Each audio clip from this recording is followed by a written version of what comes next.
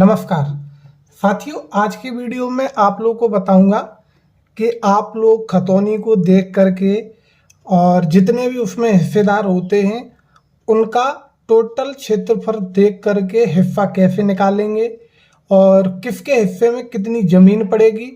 साथ ही साथ ये भी बताऊंगा कि कौन कितने बटे कितने का हिस्सेदार होगा, जैसे कौन 1/2 का हिस्सेदार है, कौन 1/4 का, कौन 1/5 का। सब कुछ आप लोग इस वीडियो को देख करके सीखने वाले हो। तो देखिए, सबसे पहले तो मैं आपको बता दूं, डेमो के लिए मैंने क्या किया। यहाँ पे ये जो 4 हिस्सेदार रखे हैं ये खातेदार हैं ABCD। यहाँ पे आपकी फैमिली के कोई भी 4 लोग हो सकते, जरूरी नहीं है कि आपकी फैमिली के हों, हो सकता है कि वो आपकी खतौनी में हिस्सेदार हो सकते हैं। तो चलिए, सभी का हिस्सा हमें कैसे निकालना है वो भी मैं आपको दिखाऊंगा। अब आप लोग देखोगे कि खतौनी पे इस प्रकार से लिखा होता है, जैसे कि 0.0890 हेक्टेयर, यानी कि ये जो जमीन है खतौनी पे हेक्टेयर में दी हुई होती है। तो मैं आपको इस वीडियो में ये भी बताऊंगा कि आप लोग जमीन को हेक्टेयर से और वर्ग मीटर में कैसे बदलोगे, और अगर वर्ग मीटर में जमीन आ जाएगी तो फिर आप वर्ग मीटर से उसे वर्ग फुट में भी बदल सकते हो। तो वीडियो को बहुत ही ध्यानपूर्वक देखना। चलिए हम वीडियो को स्टार्ट करते हैं। अब देखिए, अब दोस्तों जैसे यहाँ पे ABCD 4 हिस्सेदार हैं, यहाँ पे ये नहीं पता है कि किसका, यानी कि इस जमीन में 4 हिस्सेदार तो हैं, लेकिन हमें ये नहीं पता है कि इन चारों का इसमें कितना हिस्सा है। तो इसके लिए आपको क्या करना होगा, इसके लिए आपको पहले ही बता दूं कि आपको वंशावली पता होनी चाहिए। यानी आपको पता होना चाहिए कि, यानी कि वंशावली से ये पता चल जाता है कि कौन किसका वारिस है, उस अनुसार ही हम हिस्सा निकाल पाएंगे। जैसे कि उदाहरण के तौर पे मैं यहाँ पे आप लोगों को बता देता हूँ। जैसे कि देखिए यहाँ पे ABC, ठीक है, ये जो 3 लोग हैं ये एक ही पिता की औलाद हैं, ठीक है। यानी कि ABC ये जो एक ही पिता की औलाद हैं, पिता का नाम हम मान लेते हैं, चलिए हम X मान लेते हैं, ठीक है। और ये जो D है ये अपने पिता का इकलौता है, यानी कि इसके पिता का नाम हम Y मान लेते हैं। ओके, अब चलिए, अब देखिए, अब हमें क्या करना है कि इस जमीन को सबसे पहले क्या करना है, सबसे पहले इस जमीन को हमें 2 हिस्सों में डिवाइड करना है। तो 2 हिस्सों में जमीन को डिवाइड करने के लिए देखिए क्या करना होगा, मैं आपको बड़ा ही समझदारी से बताऊंगा ताकि आप लोगों को कन्फ्यूजन ना हो। देखिए, ये जो हेक्टेयर होता है आप इसे समझ लीजिए, 1 हेक्टेयर का मतलब होता है 10,000 वर्ग मीटर। तो ये जो जमीन है ये हमारी वर्ग मीटर में ही मान लीजिए आप। कैसे कि ये जो 10,000 वर्ग मीटर में, यानी कि जमीन, सॉरी, 1 हेक्टेयर में अगर जो 10,000 वर्ग मीटर होता है तो सिंपल सी बात है कि ये जो जमीन है ये हो गई हमारी 890 वर्ग मीटर, ठीक है। यहाँ पे हम लिख लेते हैं 890 वर्ग मीटर, ठीक। अब हम क्या करेंगे, सबसे पहले तो इस जमीन में हम 2 से भाग देंगे, क्योंकि X और Y यहाँ पे ये जो 2 लोग हैं ये इसमें हिस्सेदार हो रहे हैं, ठीक। तो पहले हम इनका हिस्सा निकालेंगे। तो अगर जो हम यहाँ पे करेंगे तो क्या होगा हमारा कि ये जो जमीन है दोनों हिस्सों में डिवाइड हो जाएगी, जिसका क्षेत्रफल आएगा यहाँ पे दोनों लोगों का, यानी कि यहाँ पे हम X लिख लेते हैं, यहाँ पे Y लिख लेते हैं, बराबर इनका जो हिस्सा आएगा वो आएगा 800 का 445, ठीक है, 445 वर्ग मीटर, और इनका भी आएगा 445। यहाँ पे मैं लिख भी देता हूँ कि ये जमीन है ये वर्ग मीटर में है। ओके, आपका कोई भी कन्फ्यूजन हो तो हमें कमेंट में बताना, हम कोशिश करेंगे कि आपका कन्फ्यूजन दूर हो। अब देखिए यहाँ पे स्पष्ट हो गया है कि ये जो जमीन है ये 2 हिस्सों में पहले बट गई, X और Y, ठीक है। X और Y के हिस्सों में बट गई, तो अब यहाँ पे जो X की जो जमीन होगी वो होगी 445 वर्ग मीटर, और Y की जमीन भी हो गई 445 वर्ग मीटर। लेकिन अब क्या करना है, यहाँ पे भाई X के 3 बच्चे हैं, Y का अकेला D है। तो अब हमें क्या करना है, यहाँ पे हमें हिस्सा निकालना है। तो हिस्सा निकालने के लिए हमें क्या करना है, देखिए, अब जैसे कि ये जो जमीन है दोनों, यानी कि ये दोनों लोग 1/2 और 1/2 के हिस्सेदार हो गए। ओके, समझ रहे हो ना। एक जमीन में यानी कि 2 लोग हिस्सेदार हैं तो 1/2 का हिस्सेदार यानी आधे का x हुआ और 1/2 आधे का y हुआ। अब हमें क्या करना है कि अब हमें हिस्सा निकालने हैं A B C के। तो हमें क्या करना है कि यहाँ पे हमारा जो x था उसके लड़के कितने हैं, उसके 3 लड़के हैं, A B और C। ठीक है, x कितने का हिस्सेदार है, x हिस्सेदार है 1/2 का। तो अब हमें क्या करना है, 1/2 में गुणा करना है कितने का, 1/3 का, क्योंकि 3 हिस्सेदार हैं। तो 1 का 1 में करेंगे तो हमारा 1 ही रहेगा, 2 तिया 6 यानी 1/6 के हिस्सेदार हुए ये तीनों लोग। ठीक है, 1/6 का A, 1/6 का B, 1/6 का यहाँ पे C भी हो जाएगा। ठीक है, थोड़ा नीचे हो गया है, आप लोग समझ जाओगे। अब देखिए, अब हम इनके हिस्से यहाँ पे लिखेंगे। ये जो तीनों लोग हैं A B C यानी 1 2 3, ये जो लोग हैं 1/6, इनका भाग 1/6, इनका भी भाग 1/6 और D अपने पिताजी का अकेला है तो D का 1/2 भाग रहेगा। ठीक है, अब बात करते हैं दोस्तों हम क्षेत्रफल में। तो क्षेत्रफल में अगर जो हम बात करेंगे तो क्या होगा यहाँ पे कि D का तो यहाँ पे सीधा सीधा क्षेत्रफल कितना है, 445 वर्ग मीटर। लेकिन हम खतौनी पे 445 वर्ग मीटर नहीं लिखेंगे, खतौनी पे हम लिखेंगे हेक्टेयर में। तो 0.045 यानी कि ये हो गया हेक्टेयर में। ओके, अब दोस्तों देखिए, मैं आपको कन्फ्यूजन दूर करा देता हूँ, आपको समझ में नहीं आ रहा होगा कि ये हुआ कैसे। तो देखिए, मैं यहाँ पे कैलकुलेटर ओपन करता हूँ और आपका जो वहम है वो भी मैं यहाँ पे दूर करूँगा। देखिए, यहाँ पे कितनी ज़मीन थी, 890 वर्ग मीटर।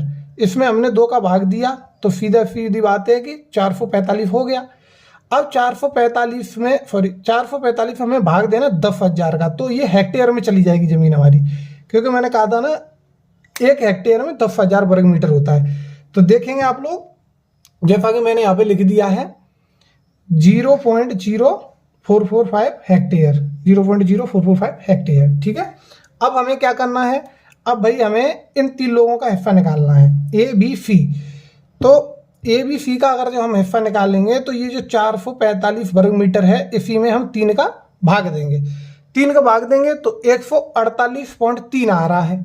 ठीक है, 3 3 3 ऐसे आ रहा है। तो अब हमें क्या करना है कि भाई ये जो तीनों भाई हैं इनमें थोड़ा सा एडजस्टमेंट करना पड़ेगा। चाहे तो बड़े वाले को, मतलब जो बड़ा वाला है उसका हम 148 की जगह 149 कर देंगे, या फिर छोटे वाले का हम 148 की जगह 49 कर देंगे। क्योंकि अगर यहाँ पे हम 148.33 लिखेंगे तो ये यहाँ पे खतौनी पे ऐसे नहीं लिखा जाता है। तो देखिए, आप लोग कभी भी क्षेत्रीय लेखपाल से मिलेंगे तो वो भी लोग ऐसा करते हैं, लेकिन ऐसा जब भी होगा जब आप लोग यानी कि फे खातेदार हैं। ऐसा नहीं है कि इनका जो एक मान के चलिए दिक्कत पड़ रही है 1 वर्ग मीटर में, तो ऐसा नहीं है कि 1 वर्ग मीटर यहाँ पे डी को दे दिया जाएगा, ऐसा नहीं। यहाँ पे डी का 46 नहीं हो सकता है। ठीक है, यानी कि अब लास्ट में जो 45 है वो 46 नहीं होगा। तो आप लोग देखिए, इनका जो हिस्सा है वो कैसे लिखा जाएगा, 0.0148। ठीक है, ये इसका हो गया ए का। अब देखिए बी का भी हम लिख देते हैं 0.0148। अब बात आती है फी की, तो यहाँ पे हम फी का क्या कर देंगे, 0.0149। अब ये 49 मैंने इसलिए किया है क्योंकि खतौनी में हम ऐसे पॉइंट लगा लगा के नहीं लिखेंगे, जो आप समझ रहे हो। मैं सिर्फ यहाँ पे समझाने के लिए कर रहा हूँ। तो यहाँ पे अब 49 हो गया, तो आप लोग ये कन्फ्यूजन मत रहना भाई यहाँ 1 कैसे बढ़ गया। अब भाई ये तो 1 की तरफ एडजस्ट करना पड़ेगा, ऐसा नहीं है सभी का यहाँ पे पॉइंट लगा के 3 3 3 ऐसे कर दिया जाए। ठीक, तो कुछ इस प्रकार से हम लोग अपने जो भी हिस्से होते हैं वो निकालते हैं। अब देखिए, हम टोटल भी निकालेंगे, इसका हम टोटल भी निकालेंगे कि हमारा जितना क्षेत्रफल खतौनी में दर्ज है उतना ही होना चाहिए। ठीक है, तो 0.0 445 प्लस 0.0148 इंटू 2 मैंने इसलिए कर दिया क्योंकि दोनों दो का तो 148 ही है, ठीक है। अब इसमें हम +4 कर देंगे, कितना 0.0149, तो आप लोग देखोगे 0.089, ठीक है। पीछे का 0 है वो फिक्स संख्या होगी, इसलिए यहाँ पे हाइड हो गया है कैलकुलेटर में, यानी कि फिक्स क्षेत्रफल यहाँ पे निकल कर आ गया है। अब यही नहीं है कि इसी जमीन में, इसी विधि से आप किसी भी यानी खतौनी में जो भी हमारा क्षेत्रफल हेक्टेयर में दर्ज होता है उससे अपने हिस्से भी निकाल सकते हो। बस आपको वंशावली पता होना चाहिए, यानी कि पीढ़ी दर पीढ़ी आपको पता होना चाहिए कि ऐसा नहीं है कि आप लोग खतौनी को ऐसे कि मान के चलिए 4 लोग के नाम दर्ज हैं तो चारों के मतलब हिस्से में बांट देंगे। ये चीज़ मतलब ये है कि आपको अपनी जो भी राजस्व रिकॉर्ड होते हैं उसमें देख करके जांच पड़ताल करके तभी आप लोग निकाल सकते हो। लेकिन मैंने सिर्फ आपको यहाँ पे ये बताया है कि हिस्सा एकदम एक्यूरेट कैसे निकाला जाता है। अब ये लोग देखिए, आप लोग यहाँ पे आप लोग देखोगे कि अगर जो मैं 0 पॉइंट देखना, आप अभी देखना जैसे कि 0.0890, ठीक है। इसमें अगर मैं देखिए आप लोगों के सामने अगर जो मैं इसमें भाग दूं कितने का, देखिए सीधा सीधा लिख देता हूं 1/6, तो आप लोग देखोगे कि वही क्षेत्रफल आया है, ठीक है।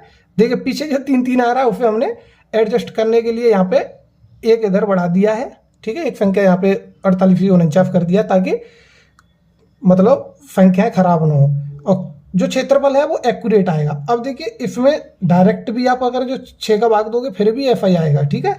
और यहाँ पे अगर 2 का भाग दोगे तो आप लोग देखोगे यहाँ पे डी का हिस्सा निकल आया, करेक्ट एक्यूरेट बिल्कुल।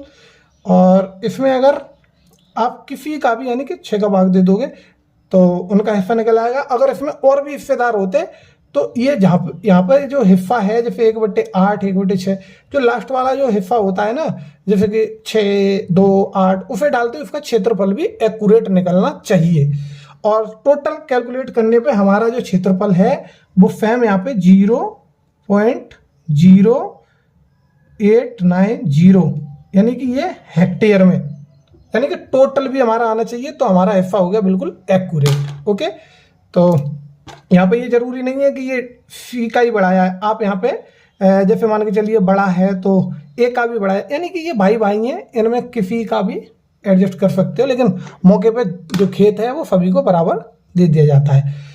तो मेरा मकसद सिर्फ इतना था कि आपको एक जानकारी होनी चाहिए कि हमारी खतौनी में जो भी हेक्टेयर में ज़मीन दी होती है उसे हम मतलब वर्ग मीटर में कैसे निकालें। और आप लोगों को ये भी पता होगा कि आप लोग कैलकुलेटर से ये भी निकाल सकते हो कि अगर मानिए कि हमारा भी कोई जो क्षेत्रफल है वो वर्ग मीटर में आ गया, जैसे हमने अभी यहाँ पे कैलकुलेटर ले लेते हैं। देखिए मैं थोड़ा सा वीडियो पुश करता हूँ। इस कैलकुलेटर में वो सुविधा अवेलेबल नहीं है, बहुत से कैलकुलेटर होते हैं जिनमें दी हुई होती है। यानी कि अगर आपको वर्ग मीटर पता चल गया, जैसे आपको पता चल गया कि ये ज़मीन जो 445 आपके हिस्से में आ रही है, तो आप लोग सिंपली कैलकुलेटर से या फिर गूगल पे भी काफ़ी कैलकुलेटर मिल जाते हैं, आप वर्ग मीटर से वर्ग फुट में आसानी से बदल सकते हो। लेकिन लोगों को कन्फ्यूजन होती है सिर्फ और सिर्फ हेक्टेयर, ये समझ में नहीं आता है कि 0.0890 हेक्टेयर इसका मतलब क्या है। तो मैं आपको बता देता हूँ, 1 हेक्टेयर का मतलब होता है यहाँ पे 10,000 वर्ग मीटर। तो ये जो जमीन है आप इसे वर्ग मीटर में ही मानिए, ठीक है। ये लिखा है तो आप इसे 890 वर्ग मीटर मान लीजिए, और उसके बाद में दूध का दूध पानी का पानी यहाँ पे हो ही जाएगा। और आपको मैंने बड़ा सिंपल तरीका से बताया है। अगर आपकी कोई कन्फ्यूजन है तो हमें कमेंट करके बताना, हम आपकी उस कन्फ्यूजन को दूर करने की कोशिश जरूर करेंगे। उम्मीद करता हूँ जानकारी अच्छी लगी होगी। वीडियो पसंद आए तो लाइक करके चैनल को सब्सक्राइब जरूर कर लेना। हम मिलेंगे नेक्स्ट वीडियो में, तब तक के लिए जय हिंद, वंदे मातरम।